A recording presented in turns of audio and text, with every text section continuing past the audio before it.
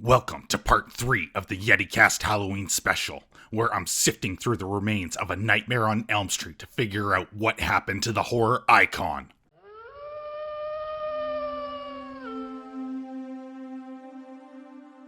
If you haven't seen parts 1 and 2, check the links down below for a few laughs and to catch up. Before we get started, grab a crayon, psycho, and write this down.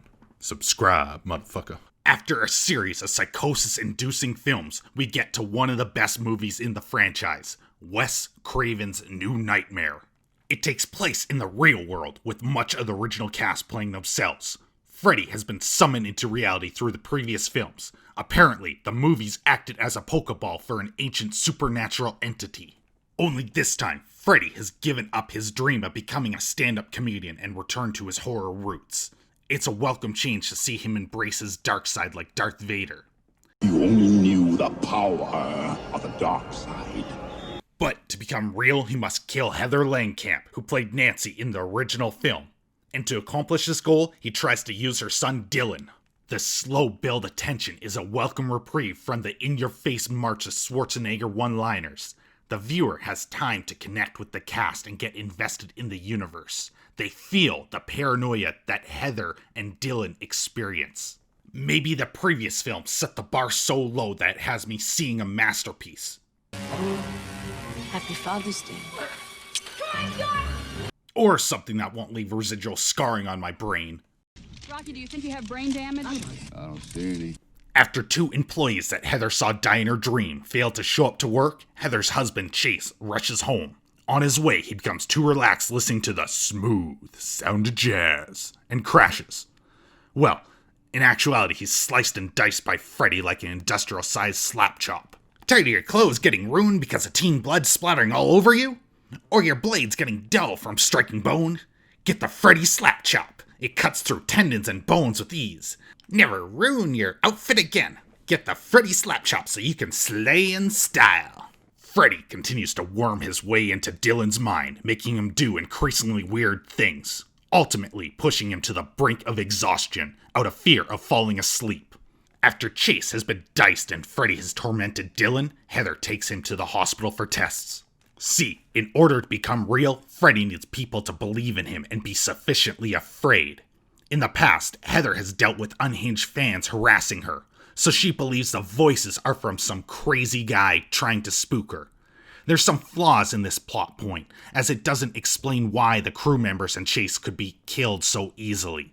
Freddy's not strong enough to conjure more than his hand into reality, so I'm unsure how Thing, after a psychotic break, could single-handedly take down 3 people. Well, at least 2. Chase is the most believable, as crashing is the main contributor to his death. Nonetheless, the trail of meta breadcrumbs is enough to convince Heather Freddy is responsible for all 3 deaths, which gives him enough power to take his full form as sexy Squidward with acne scars. This leads Heather, who is becoming Nancy from the first film, to rush back to the hospital to get her son. The doctors don't believe Dylan is in danger and is instead suffering from childhood schizophrenia. But after they medicate him to force him to sleep, the babysitter climbs the walls like only a spider can. This leads to a showdown between now Nancy and sexy Squidward with acne scars. Nancy is forced to sleep to enter the dream realm and find her son taken by Freddy. Freddy then turns into Mr. Fantastic and stretches to take down Nancy and Dylan. Then he brings eating her to a whole new level. Stop it, please, I beg you! I'm gonna be sick. What is cool here is we see Freddy actually powered by fear. When he needs to use an ability, he has to induce fear to achieve it. I love this element. What I don't like is the reliance on CGI for several of the early scenes. They don't induce the same emotion as the practical effects, like with the babysitter. In many ways, this film is a prelude to the meta-horror Scream. The main difference is Scream is an homage to the slasher genre, and A New Nightmare is salvaging a character lost to a caricature. There's no end credit scene here, folks. It's Craven's nightmare put to rest. But I think A New Nightmare set the stage for Wes Craven's Scream. Alright, 7 movies down, 2 more to go. After Wes Craven put Krueger to rest in A New Nightmare, it looked like it was the end for the iconic character. Then, in a stroke of genius and after a few box office bombs, someone decided there should be a showdown between Freddy Krueger and Jason Voorhees. Which brings us to Freddy vs. Jason, a battle between the two heavyweight champions. On paper, this sounds like a fantastic idea. In reality, it turns out more like a disfigured Disney princess ripoff. Don't get me wrong, the film is fun, and one of the better Freddy films, but it suffers from bad CGI and a mediocre script. Still fun though. Freddy vs. Jason is like that drunk uncle that was so much fun as a kid, but as you grow up, you realize he's an alcoholic and needs help. New Line reportedly spent $6 million on script developments, yet this is the final product. Yeesh, probably should have spent a couple million more. Anyways, Freddy is back to his comedic routine, albeit toned down to a satisfactory level. Got your nose! So, Freddy is in hell and forced to watch Freddy's Dead on repeat for eternity. With his last bit of strength, he gets into Jason's dream and convinces him to resurrect to help him scare Springwood into being afraid, which would give Freddy all his power back. If he wanted to give the entire town nightmares, he should have just screened the 2016 version of Ghostbusters or The Last Jedi. Ugh!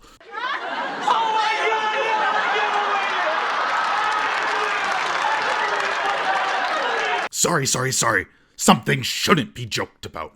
So Jason goes on a killing spree, making people believe it was Freddy, providing him enough power to begin terrorizing the teens all over again. A couple of teen psychiatric patients escape and return home to Springwood to talk about Freddy, even after they admit they know his power comes from fear. Then a bunch of Cornhuskers have a rave, where Freddy gets his freak on and goes all stabby. This pisses off Freddy, who wanted that sweet soul power for himself. With the number of teens and available souls dropping like flies, Freddy needs to pass on a message to make the town sufficiently scared enough so he can manifest and get a taste of that sweet soul food. The Scooby Squad figure out there are two killers and develop a plan to take down Freddy and Jason. The kids from the psychiatric institution reveal they didn't have dreams, so they all head there to get the pills. Then Shaggy Stoner Bro decides to toke up, because getting high is the first thing you do when there's an undrafted Canadian goalie hunting you and a vengeful spirit with a skin condition waiting for you to fall asleep. Well, Freddy takes control of his body, dumps the sleep drugs, then injects Jason with a needle filled with condensed figure skating essence to make him sleep. Here, Freddy and Jason fight for the first time. This part got under my skin because Freddy knocks Jason around like a literal pinball, breaking the movie's own rules. Freddy spent the entire movie trying to get strong enough to physically interact, yet he's now smashing an angry lumberjack into the walls and ceilings. How did he become supercharged? Did one of the teens remember a childhood incident when they called their teacher mom in front of the class or something? No. Anyway, Freddy starts to drown Jason and the second string Scooby Squad decide they should give him mouth-to-mouth. What? One of your main villains is about to die, and they want to save him, all because their original plan is to bring Freddy into the real world and have them fight? If Jason dies, there's only one threat to deal with. In the real world, Freddy is just a guy in a tattered rugby sweater that will be allergic to bullets or 2x4s to the face. Bullets? I only witnessed. How did you know? For some reason, the kids drove Jason to Camp Crystal Lake. Maybe they thought some fresh air would calm the nerves of Andre the Disfigured Giant. It's a moot point, because Jason wakes up before Thelma can give him his first kiss, and they crash the Mystery Machine. So now we get our showdown between Edward Scissorhands and a rejected hockey mascot. They fight, and it ends in a draw with both contenders battered, bruised, and defeated. But if you think this is where it ends, you haven't been paying attention, because both Jason and Freddy leave the lake for a romantic picnic or to grab a beer. At least that's what I assume they're doing after they're finished with their lovers' quarrel. If you look hard enough, or just stop to think for a single solitary second, you could poke holes in it all day. It's a popcorn flick, which isn't a bad thing. It also made the most money for both franchises. 8 down, 1 movie left. But it'll all be over soon, I promise. In the midst of the gritty reboot era comes the darker version of A Nightmare on Elm Street. With great minds like Michael Bay behind the film, what could possibly go wrong? Everything. The answer is everything. Robert Englund is no longer in the role of Krueger. Instead, Jackie Earle Haley was tasked as the replacement, who actually does a decent job with what he's given. But just like every iteration that failed, they didn't ask for Wes Craven's input. The first thing to get the axe, practical effects.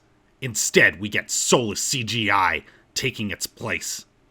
In the 10 years since a movie was released, this hasn't changed. Hollywood keeps drinking from that barren well. Personally, I am convinced the old movies hold up because of the visceral display practical effects bring to the screen. But that's a video for another time. Back to this film. You know he's right. Chris witnesses Freddy kill her friend in front of her inside a diner. She doesn't see him possess his body. She just sees her friend take a knife to his throat. The movie uses microdreams to play with reality, but it doesn't work early in the film when the characters have yet to become sleep deprived. The movie is disjointed. From the start, it appears to follow Chris, and then out of nowhere, we get a lame recreation of the original Tina murder. At this point, we shift to the real main character, Nancy. The perspective shifting worked in the first film because we were introduced to the friend group. We see them all interacting and the relationships are obvious. We had no idea Chris was a secondary character until her death. Maybe that was the intention, but it failed. The dialogue and acting is utterly flat and devoid of life. The lines are delivered with the passion of a nurse at the end of a double shift. The scariest thing about this film is how utterly bland and boring it is. Are you ready for pain? Are you ready for suffering? The film meanders from scene to scene with a new main character. They get increasingly tired and desperate, with Freddy tormenting them along the way. I could see what the director was trying to do, but it lacks soul. So the real main character, Nancy, who has the same perpetual depressed look I had while watching the reboot, takes the driver's seat in this film. Nancy finds Freddy's secret hideout where he took them when they were kids, then just decides she can pull him out of the dream world. A bunch of things happen. Discount Freddy monologues, blah blah blah. Nancy is woken up with an adrenaline shot to the heart. I could use one of those right now because the grungy reboot is putting me to sleep. Then Nancy chops off his head. But of course it's not over. Freddy breaks through a mirror and kills the mom in the end. I'm sure this is an homage to the original, but it fails harder than a kid with ADHD on a sitting still test. Shut up. My brain threw in the towel a long time ago. That atrocious reboot was actually the second highest grossing Freddy film, and Jackie Earle Haley signed on for 3 more movies. So what happened? Well, in 2015, it was reported that Warner Bros. And New Line were developing a second remake. We know that didn't happen. Then in 2016, it was reported that the movie was in development hell. Then in 2018, it was reported that A Nightmare on Elm Street was still in development, but New Line was more interested in the Conjuring universe. And finally, in 2019, Bloody Disgusting reported that the film rights reverted to the Wes Craven estate and is taking pitches for a new movie. For the life of me, I can't understand how New Line Cinema squandered this character at almost every single turn. With the franchise safely back in the hands of the Wes Craven estate, there's hope that horror lovers everywhere won't get some corporate-dictated film. Only time will tell, but from what I can gather, they are taking their time to get the right script and people to work on the next movie.